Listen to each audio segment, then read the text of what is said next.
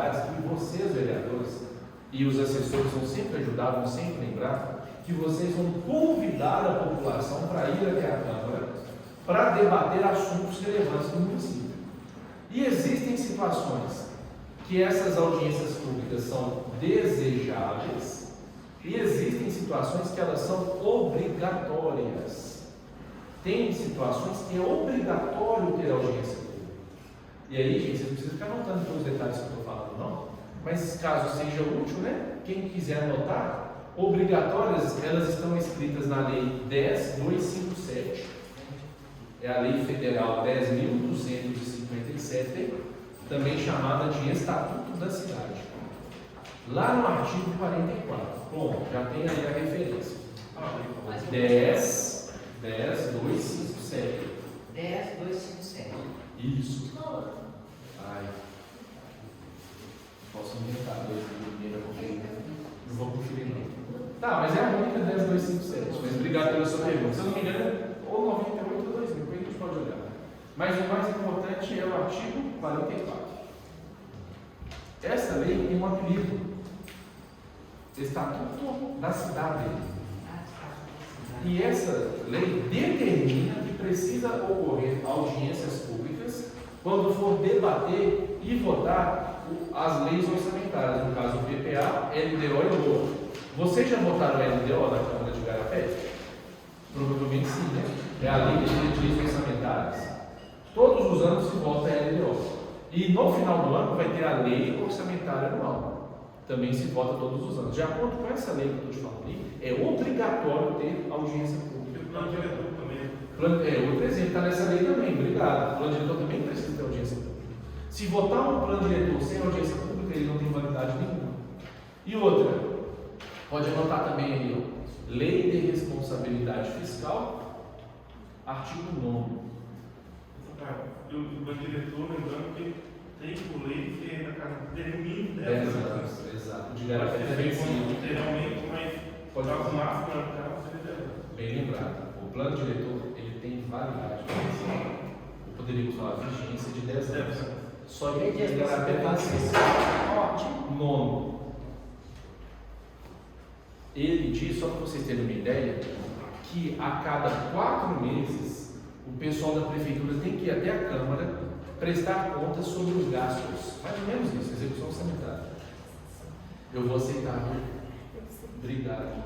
Ó, essa coisa pode servir, sim. Então você tem um pratinho, não deixa estragar a mesa. Gente, se alguém aceitar água, tem na cozinha ali, tá? E uma vez que o aluno pegou a minha água, eu falei, não pega a minha não, só a sua tá lá.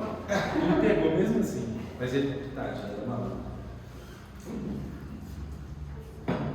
Caiu no raio na cabeça dele, essas coisas. Então. Vamos lá. Essa que você anotou, a Lei de Responsabilidade Fiscal, lá no artigo 9, ela determina que precisa ter audiências públicas quadrimestrais para a prestação de contas da execução orçamentária, tá certo? Vamos continuar, gente? O calor está matando já? Tem que abrir já? Vamos tentar abrir essa porta um pouco? Olha que o pessoal ligar a brincadeira lá, a gente fecha ela, né? Pronto. Vai melhorar um pouquinho. Vamos avançando. Tem mais aqui o artigo 2º, e aqui eu vou fazer uma provocação que eu faço nos cursos que eu dou. Alguém quer chutar quantas cidades tem no Brasil? Quem acha que mais de 500? Levanta a mão. Mais de 1.000? Mais de 5.000? 5.568. 5.568. E olha a provocação que eu vou fazer. Aqui em Igarapé está certo, viu? Mas olha só. A provocação é: vocês vão responder sim ou não? Toda cidade tem Câmara Municipal? Sim. Toda cidade tem Câmara. Mesmo se a Câmara for uma salinha emprestada lá na prefeitura, tem lugar que é assim. Opa! Para falar? Pode continuar falando, será? Alguém mandou chamar a atenção? Peraí.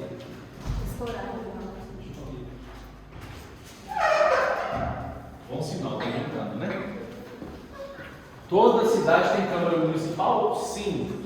Poucas têm poder legislativo. Só reflito. Não estou falando de Igarapé, estou dando um curso geral.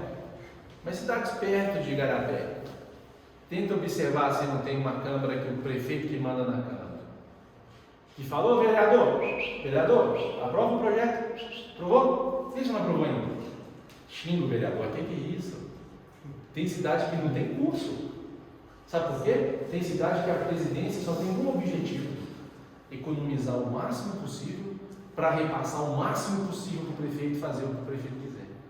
Olha, isso destrói a Câmara. No passado aqui na Câmara de Garapé, Renato já foi vereador também. Antes de vocês, num tempo antigo, a Câmara foi apodrecendo. Tanto é que o telhado, como é que é o telhado da hoje? Por que a gente não está na Câmara?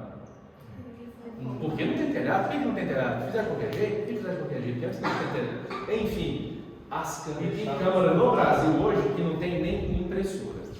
Hoje eu fiquei sabendo de um caso que eu fiquei horrorizado. Foi o pior caso que eu vi na vida. Não, tá bom, não foi o pior da vida, mas é muito feio. O presidente da Câmara repassou o carro da Câmara para a Prefeitura. Mas a Câmara ficou sem carro. Uai, aí não. Olha, eu sou a favor de economizar, sim, é bom economizar, mas sem sacrificar a qualidade do serviço prestado pelo Poder Legislativo. Lá no artigo 2º da Constituição tem essa regra aqui, eu vou colocar. Pode deixar. Se está ventando, é bom sinal. Olha só. Vejam bem. Esse assunto, ele foi falado primeiramente pelo Montesquieu. Montesquieu escreveu um livro em 1748, chamado O Espírito das Leis. E lá ele escreveu, está ótimo, está melhor ainda. Só que está ventando mais, está uma beleza. Obrigado, Amanda. Olha só, em 1748 foi publicado um livro lá na França, chamado O Espírito das Leis. O que o Montesquieu falou? Gente, é muito perigoso a mesma pessoa criar a regra, executar a regra e julgar. A gente tem que dividir o poder em pedaços. A gente precisa que alguém crie a regra, a gente precisa que outra pessoa coloque a regra em prática, e se tiver algum conflito aí, outra pessoa que vai julgar. Não pode ser a mesma. E na época dele era a mesma, era o rei, né? Era o imperador que falava: eu sou o sol. Ele falava: o Estado sou eu, l'État, c'est moi, o Estado sou eu. Olha o que ele falava: eu que mando tudo sozinho. Se eu quiser mandar cortar sua língua, eu mando. Olha, faz pouco tempo que era isso. Diga, Célia. Todos eram absolutistas, né? Você vai para o Estado. Agora, a França faz a Revolução Francesa através dos iluministas. Montesquieu escreve esse livro e esse espírito realmente não tem noção de uma pessoa só, os 3 poderes na mão, né? E mesmo assim demoraram para mudar lá, porque isso foi em 1748, a Revolução foi de 1789. Cortaram a cabeça do rei, porque leu o livro, né? Perdeu a cabeça. Só que antes, lá na Inglaterra, já tinha algumas iniciativas para reduzir o poder do rei. Sim, lá na Inglaterra tem a Constituição desde 1200 e pouquinho, se eu não me engano. Mas isso é antigo. Mas eu coloquei essa reflexão aqui, ó. Isso é importante que vocês saibam. Atenção, vocês estão trabalhando na Câmara Municipal. E a Câmara não é submissa à Prefeitura, observe isso. Aqui não está falando que a Prefeitura é mais importante que a Câmara, mas também não está falando que a Câmara é mais importante que a Prefeitura.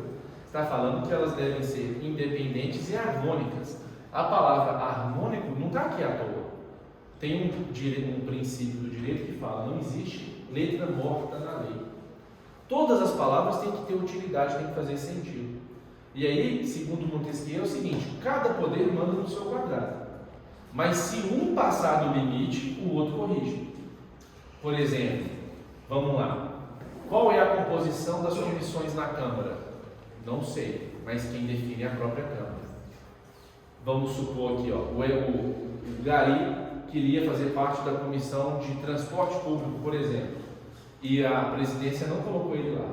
Se ele entrar na justiça falando: eu queria estar na comissão de transporte porque eu gosto muito desse assunto, é minha bandeira de campanha, o que o juiz vai falar? Isso não é problema meu. Isso é assunto interno da Câmara, vocês resolvam lá. Assunto interna corporis. Por outro lado, se o Ronaldo falar: foi desrespeitada uma regra lá do regimento, porque a regra falava que tinha que escolher a comissão no dia tal, ela foi escolhida antes, não sei o que mais, aí o juiz vai falar: olha, Câmara de Garapé, o Ronaldo falou que o regimento não foi respeitado, é verdade? Ah, é verdade. Então você trate de respeitar o regimento que eu vou anular o seu ato. Então, o que o Poder Judiciário faz em relação a esse tipo de situação? Ele vai exigir que a regra do jogo seja cumprida. Como se fosse um juiz falando assim, ó, estava impedido ou não estava? Não vai falar que o gol foi feio, foi de canela, foi de